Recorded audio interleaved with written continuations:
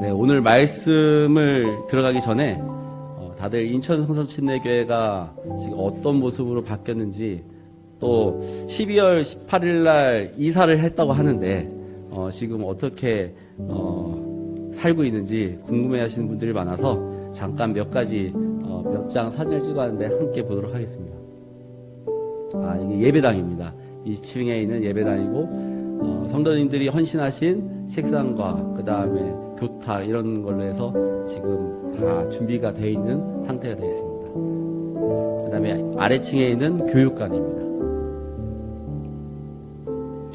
네, 여기가 저기 사택입니다. 네. 여기가 서재실인데 제가 갖고 온 서재는 진짜 100분의 1도 안 됩니다. 나머지는 다 기존에 있던 책들인데 저 책만 다 읽어도 평생 다 읽어야 되지 않을까 어마어마한 책들이 있습니다. 여기가 유아실입니다. 여기가 원래 없었던 장소인데 우리 정철호 지사님하고 황인수 지사님께서 수고해 주셔서 만들어진 그 사택 옆에 주방이 되겠습니다. 여기까지 정리를 저희가 했는데 저희가 원래 더 정리를 하고 싶었는데 저희 성도가 본인들이 청소를 하겠다고 하셔서 나머지 부분은 저희가 남겨놨습니다. 그래서 오시면 청소를 도와줄 거라 생각하고 남겨놨습니다. 이번 주에 정말 많은 일들이 있었습니다. 그 중에서 12월 28일 장인어른, 장모님, 그 다음에 저 신효선자매 하영이가 마지막 대청소를 하러 인천 성서침례교회 갔습니다. 각자 맡은 일을 하고 있는데 장인어른이 큰일이 났다는 겁니다. 그래서 현장을 가봤더니 기존의 남자 화장실을 창고로 쓰고 있는데 그 막았던 수도관이 터진 겁니다. 그래서 군에서 나름대로 눈여기로 본 게 있어서 전체 수도를 잠그고 터진 수도를 자르기 시작했습니다. 겉으로 봤을 때는 플라스틱 재질이어서 카터로 이렇게 자르면 충분히 잘릴 거라고 생각했는데 아무리 칼질을 해도 잘리지가 않는 겁니다. 근데 제가 또 심하면 또 유병사 아니겠습니까? 그래서 너각이나 내각이나 하면서 2시간 동안 칼질을 했는데 겉만 잘라지고 안은 잘라지지가 않는 겁니다. 해도 안 돼서 잠시 쉬면서 그 수도관을 이렇게 자세히 봤는데 수도관에 안과 겉은 플라스틱인데 그 안에 그 철제 재질이 된 관이 이렇게 들어가 있는 겁니다. 그래서 바로 철물점에 가서 셋업으로 사가지고 작업했더니 10초 만에 잘리는 그런 상황이 있었습니다. 이렇게 고치고 청소도 하고 정리도 하면서 시간을 보내다 보니까 이제 인천 성서침례교회가 저랑 저희 가족의 아지트가 되었다라는 생각이 들었습니다. 그동안 살았던 집에 비하면 많이 춥고 그 다음에 여러 가지 불편한 부분도 있는데 지난주보다 이번 주가 더 편하고 또 지난주보다 이번 주가 더 아늑한 느낌이 들면서 이제 우리 아지트가 맞구나 라는 생각이 들었습니다. 가정이라는 또 그리고 교회라는 곳에서 하나님과 함께 멋지게 만들어질 그 인천 성서침례교회 아지트를 기대해 봅니다. 여러분들에게 어떤 아지트가 있습니까? 쉼을 얻을 수 있는 아지트가 있을 수 있고요. 놀이를 위한 아지트가 있을 수 있고요. 또 여가 생활을 할 수 있는 아지트가 있습니다. 하지만 저는 오늘 여러분들에게 꼭 믿음의 아지트를 만들어 보시라고 권해드리고 싶습니다. 앞에 수도가 터져서 철물점에 가서 공구를 사가지고 와서 고치면서 한 가지 깨달은 게 있습니다. 고장났으면 전문가에게 부탁을 해야 된다. 그리고 고장이 났으면 처음에 어떻게 만들어졌는지 알아야 한다. 그러면 우리는 누가 만들었습니까? 또 우리가 고장이 나면 어디로 가야 합니까? 물론 몸이 아프면 병원에 가서 치료를 받습니다. 그럼 우리의 영이 아프면 어떻게 해야 합니까? 우리가 살아가면서 힘들고 어렵고 지칠 때, 또 어떻게 우리를 회복시킬 수 있는 방법이 없을 때, 오늘 이 말씀을 통해 여러분들에게 하나의 안내가 되는 그런 말씀이 되기를 원합니다. 디모데후서 3장 16절에 모든 성경은 하나님의 감동으로 된 것이라고 말씀하고 있습니다. 여기에서 우리는 감동이라는 단어에 주목할 필요가 있습니다. 잘못 이해하면 우리가 소설이나 어떤 시를 쓸 때 깨달음이나 어떤 느낌으로 말한다고 볼 수 있지만 헬라의 원어에 보시면 완전히 다른 의미가 들어가 있습니다. 데오피뉴스토스라는 신의 입김의 시인이라는 단어입니다. 신의 입김의 시인 단어 안에는 절대적이고 철저한 그리고 완벽한 하나님의 말씀임을 드러내고 있습니다. 그래서 성서침례교회는 성경의 무호성을 믿고 있습니다. 무호성이 무엇입니까? 절대 확실한 구원의 길을 계시하고 있는 성경의 무호함과 예수 그리스도를 통한 하나님의 섭리의 정확 무호함을 믿는 것입니다. 바로 이 성경이 기독교 신앙의 근본이 된 것입니다. 그런데 하나님께서 신의 입김을 쓰인 동일한 단어가 구약에도 나오고 있습니다. 어디서 나올까요? 창세기 2장 7절에 여호와 하나님이 흙으로 사람을 지으시고 생기를 그 코에 불어넣으시니 사람이 생명이 된지라. 네샤마하이라는 그 히브리어 단어를 사용하고 있는데 생명의 호흡, 다시 말해 흙에 생명의 호흡을 불어넣었으니 사람이 된지라 라고 말하고 있습니다. 여기에서 사람은 무엇으로 만들어졌다고 말하고 있습니까? 흙과 하나님의 생명의 호흡. 하나님이 천지를 창조하신 거 믿으십니까? 사람을 창조하신 거 믿으십니까? 우리를 창조하신 거 믿으십니까? 우리는 흙으로 왔다가 흙으로 돌아가는 인생입니다. 나에게 가장 소중한 거, 나에게 가장 값진 거, 다 내가 흙으로 돌아가면 아무 의미 없는 것들입니다. 혹시 그런 거에 인생을 걸고 살고 있지 않습니까? 그런 거에 목숨을 걸고 살고 있지 않습니까? 하지만 우리에게 특별히 불어넣으신 하나님의 생기는 영원한 것입니다. 그럼 우리는 흙을 위해 살아가야 하겠는가? 아니면 하나님의 생기를 위해 살아가야 하는 것인가? 우리는 하나님의 생기로 우리를 만드셨습니다. 그럼 무엇으로 살아야 하고 무엇으로 회복되고 무엇으로 인생을 걸어야 하겠습니까? 바로 모든 성경은 하나님의 감동으로 된 것으로 바로 하나님의 창조의 원리와 성경이 하나님의 생명의 호흡으로 되어 있기 때문입니다. 그래서 우리는 성경으로 살아야 하는 것입니다. 그리고 우리가 성경 안에서 살아가기 위해서는 하나님의 아지트에서 살아야 하는 것입니다. 그러기 위해서 우리는 첫 번째로 배움의 아지트에 머물러야 합니다. 14절 하단부와 15절 전면에 보면 너는 내가 누구에게서 배운 것을 알며 또 어려서부터 성경을 알았나니. 디모데후서는 바울이 로마 2차 감옥에 갇혔을 때 더 이상 나갈 수 없다는 것을 알고 사랑하는 디모데에게 편지를 씁니다. 그렇기 때문에 본인의 사역에서 가장 중요하고 가장 해주고 싶은 말을 지금 남기고 있는 겁니다. 디모데는 어떤 상황이었습니까? 디모데 아버지는 헬라인입니다. 어머니는 유대인입니다. 우리가 흔히 얘기하는 혼혈아였습니다. 그리고 사도 바울이 사역하던 에베소 교회의 후계자로 사역을 하고 있었습니다. 그곳에서 얼마나 어려운지 위장병까지 걸려 힘든 생활을 하고 있었습니다. 이런 어려운 상황에서 바울은 너가 누구에게 배웠는지 알고 또 어렸을 때 배운 성경을 기억하라라고 당부하고 있습니다. 저에게 배움의 아지트는 어디일까요? 곰곰이 생각해 봤습니다. 내가 어렸을 때 힘이 들고 다시 일어날 수 있게 한 아지트, 신앙의 리더자와 성경으로 나눔이 있는 곳이 어디일까? 여러분들 그 1층에 보시면 화장실 있지 않습니까? 외부? 거기가 옛날엔 하나의 집에 있었습니다. 그곳이 저의 배움의 아지트였습니다. 그러면 신앙의 리더자는 누구였습니까? 신앙의 리더자는 지금 천국에 계시지만 지금도 저를 응원해 주신 사랑하는 신재균 지사님이었습니다. 멤버는 어떻게 될까요? 신재균 지사님, 그 다음에 이정식 목사님, 그 다음에 장석한 지사님, 한건희 목사님, 유병현 목사님, 그리고 저였습니다. 어떤가요? 배움의 아지트라고 생각할 수 있을까요? 한 분이 아직 집사님이신데 곧 장씨 집안에서도 목회로 헌신하신 사역자가 나오지 않을까라는 저 혼자만이 한번 생각을 해봅니다. 그때 모임이 특별한 준비와 나눔이 있었던 건 아닙니다.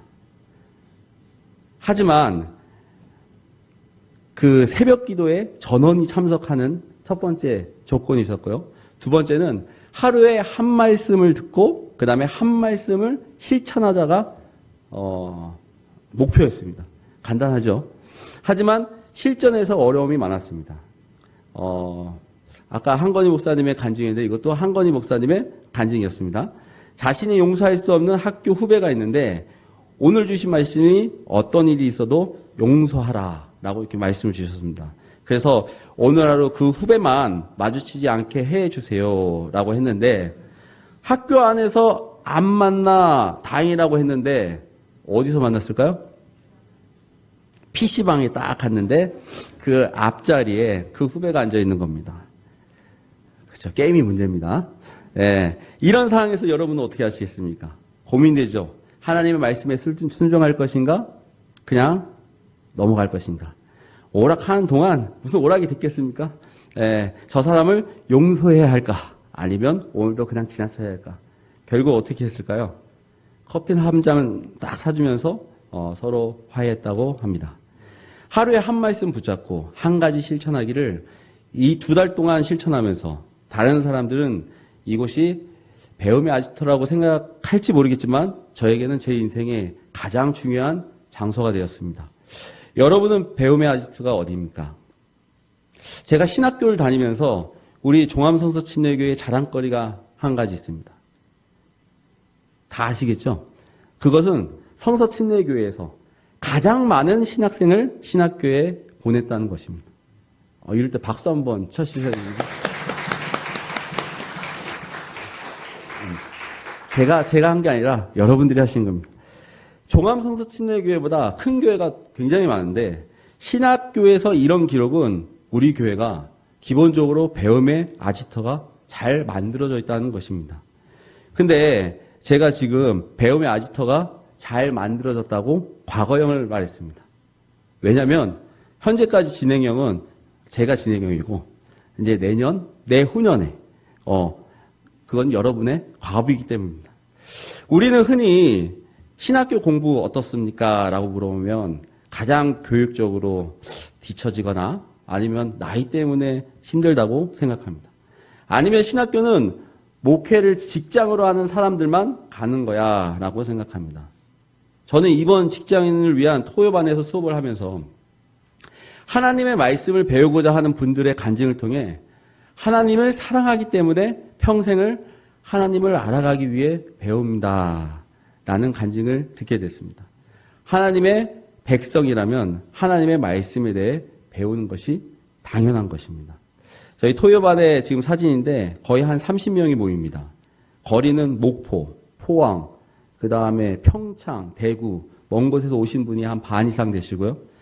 나이가 손잡으신 분들이 한 3분의 1 정도 되시고요.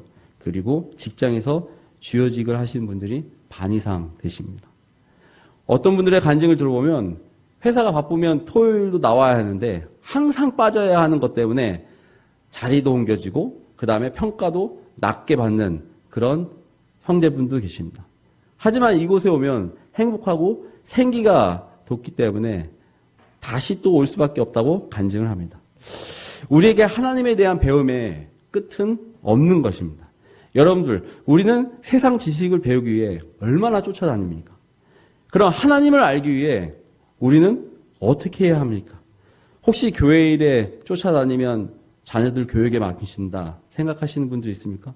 아니면 뒤처진다 이렇게 생각하시는 분들 있습니까? 전 세계를 지배하는 가장 위대한 사람을 많이 배출한 나라가 이스라엘입니다. 이스라엘은 어려서 하나님의 말씀을 배우는데 많은 시간을 드립니다. 그리고 주일이면 그 나라에서 택시 운행이 아예 없이 모든 사람이 예배를 지키러 갑니다. 그러는 우리보다 세상 교육이 중요하다고 생각하지 않습니다. 않을까요? 그들도 중요하다고 생각합니다. 하지만 세상 지식보다 하나님의 지식이 더 중요하다고 가장 먼저 우선순위를 두는 것입니다. 우리는 하나님의 생기로 창조하신 하나님의 백성입니다. 하나님의 생기로 만든 저와 여러분, 우리는 일생을 무엇으로 채워야 합니까? 무엇으로 위로를 받아야 합니까? 무엇으로 진로를 결정해야 합니까? 무엇으로 자녀를 양육해야 합니까?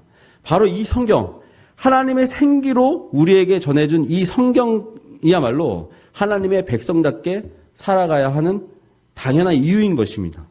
디모데후서 5장 17절에 이는 하나님의 사람으로 온전하게 하며 모든 선한 일을 행할 능력을 갖추게 하려 함이라. 모든 선한 일을 행하여 하나님의 백성이 되는 것이 아니라 하나님의 백성답게 살아야 우리에게 선한 일을 행할 능력이 생긴다고 하나님의 말씀하고 계십니다. 여러분 성경 읽기 정말 계속하셔야 됩니다. 성경 암송 계속하셔야 됩니다. 하루 한 말씀 듣고 실천하기 정말 중요합니다. 그리고 성서침례교회 대학교 대학원 정말 좋은 교수님들과 좋은 학생들이 우리를 기다리고 있습니다. 우리가 어떤 상황, 어떤 조건에서도 하나님의 일에 동참하는 것이 그게 바로 하나님의 백성답게 살아가는 것입니다. 두 번째, 증거의 아지트에 머물러야 합니다. 16절, 모든 사람은 하나님의 감동으로 된 것으로 교훈과 책망과 바르게 함과 의로 교육하기에 유익하니. 여기에서 책망이라는 단어는 엘렌코스라는 단어인데 증거, 확신, 책망이라는 단어입니다. 이 동일한 단어가 히브리서 11장 1절에 동일하게 나옵니다. 믿음은 바라는 것들의 실상이요 보이지 않는 것들의 증거니. 여기에서 증거라는 단어가 이 단어와 동일합니다. 우리는 눈에 보여지는 것이 잘 믿을 수 있는 그런 훈련을 지금까지 받아왔습니다. 그래서 모든 보여지는 것이 사실이라고 믿습니다. 요즘 대중매체의 잘못된 오인보고 또 개인적인 이익을 목적으로 만든 매체로 인해 사회의 혼란에 빠지고 있는 경우가 굉장히 많습니다. 또 우리는 어떤 것이 사실인지 또 보여지는 것만 보고 그걸 사실로 믿는 경우가 많습니다. 여러분은 보이는 것에 너무 치우쳐 있지 않습니까? 우리가 하나님을 믿어도 성경을 읽어도 보여지지 않는 기다림에 바라지도 않고 포기하거나 다른 방향으로 바꾸고 살고 있지 않습니까? 여러분의 삶은 어떻습니까? 바라는 것이 꼭 이루어질 것이라 믿습니까? 믿음은 보이지 않는 것들의 증거임을 믿습니까? 우리에게 보여주는 것이 전부가 아닙니다. 보이지 않는 것이 우리에게 더 위대한 믿음일 수 있습니다.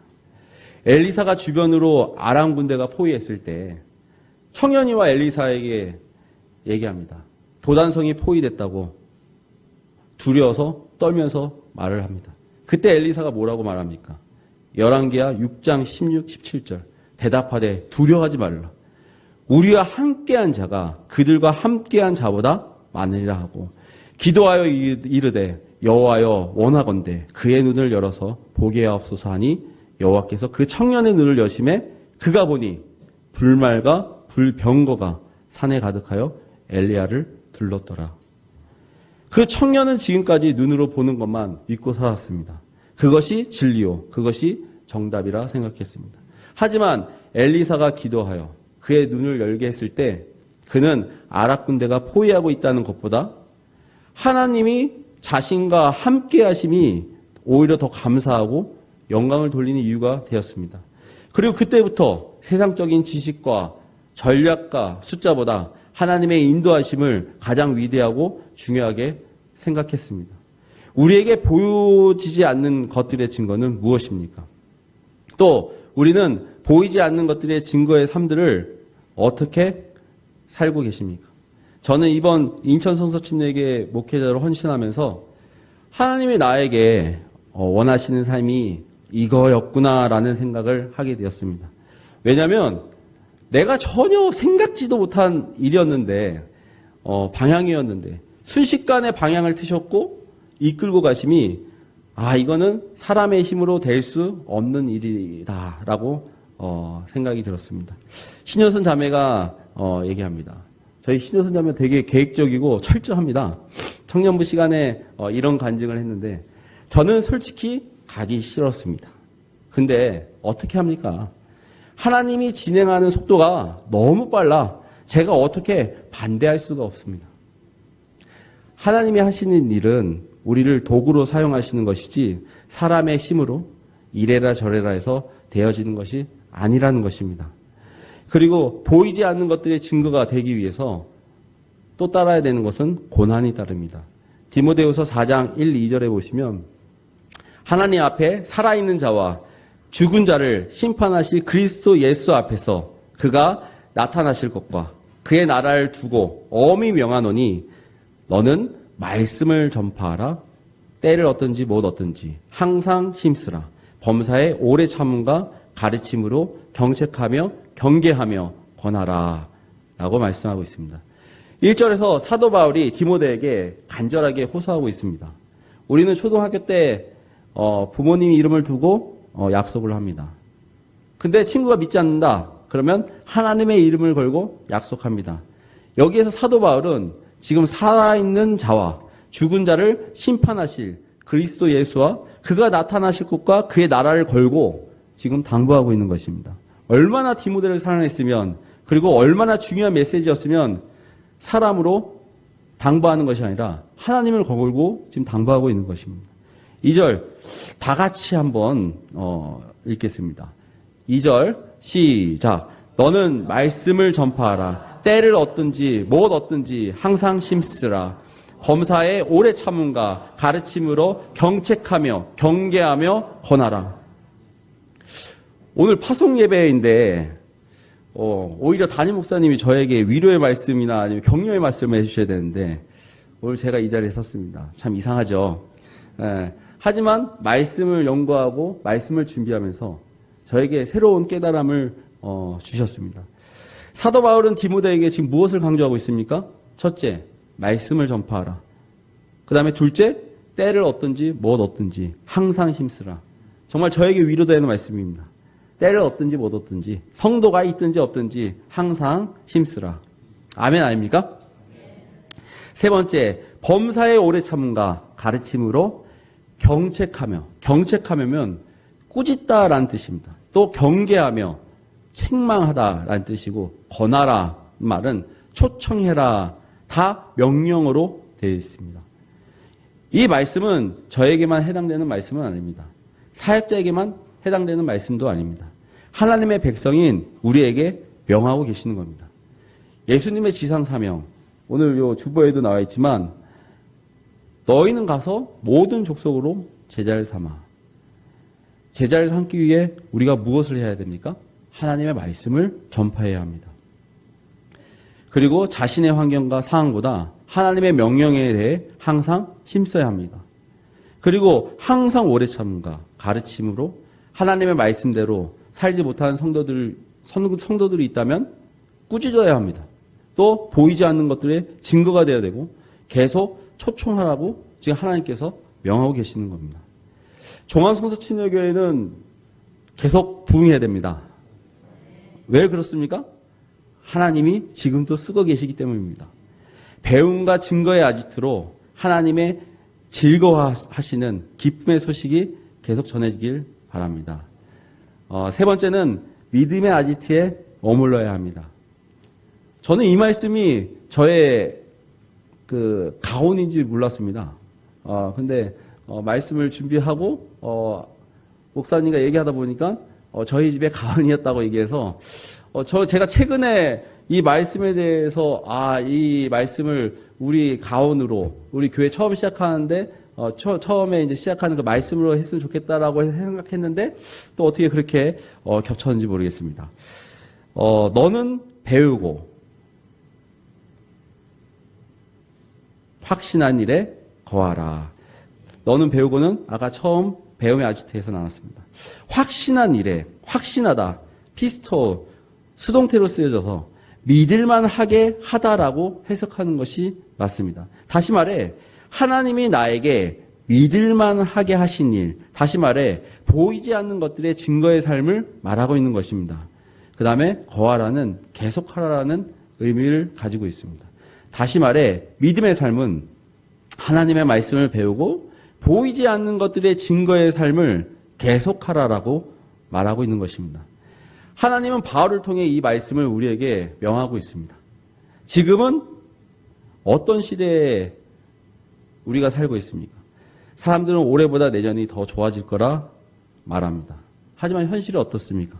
세상은 점점 악해지고 이기적이고 또 이단 집단들은 점점 커지고 복음을 전해도 진리의 말씀을 들으려 하지 않는 게 현재 세상의 모습입니다. 우리는 지금 마지막 때에 살고 있습니다. 이럴 때일수록 우리는 어떻게 해야 됩니까? 바울이 마지막 죽음을 앞두고 사랑하는 디모데에게 전하는 간절함처럼 하나님이 마지막 때 우리에게 간절함으로 전하고 있는 것입니다. 바울은 편지를 마무리하며 우리에게 다시 한번 강조하고 있습니다. 세상 끝날까지 교회와 성도에 대한 사단의 하수인들인 이 세상 사람들의 핍박은 당연한 것이다. 이러한 핍박을 당하는 주의 사역에 동참하는 모든 성도들로 하여금 어떠한 고난을 받더라도 인내하며 복음의 진리를 사수하고 복음 전파 사역에 충성하라고 명하고 계시는 겁니다. 디모데후서 4장 17절에 보시면 주께서 내 곁에 서서 나에게 힘을 주심은 나로 말미암아 선포된 말씀이 온전히 전파되어 모든 이방인이 듣게 하려 하심이니 내가 사자의 입에서 건짐을 받았느니라. 주께서 나와 함께 하시고 힘을 주심은 다시 말해 하나님의 백성은 온 힘을 다해 복음 전파 사역에 힘쓰라는 것입니다. 혹시 여러분 중에 하나님의 백성으로 당연히 해야 할 일을 알고 있는데 반복적이고 주변 사람의 우반응과 비난과 상처로 그만두거나 이쯤 했으면 된다고 생각하는 혹시 성도들 있지 않습니까? 우리는 마지막까지 세상에 하나님의 말씀을 전하고 세상 사람들의 우리의 믿음의 아지트인 바로 이곳 종암성서침례교로 인도해야 하는 것이 우리의 사역 목적인 것입니다. 동참하십니까? 마지막으로 이곳에서 태어나 지금까지 종암성서침례교라는 믿음의 아지트에서 성장하게 하신 하나님께 감사를 드립니다. 그리고 이 믿음의 아지트에서 잘 자라도록 기도와 격려로 함께 해주신 모든 성도님들께 감사와 인사를 전합니다. 저는 인천 성서침례교회에서 또 다른 믿음의 아지트를 만들어 가겠습니다. 그 일을 위해 계속해서 기도하고 함께 해주시면 감사하겠습니다. 기도하겠습니다.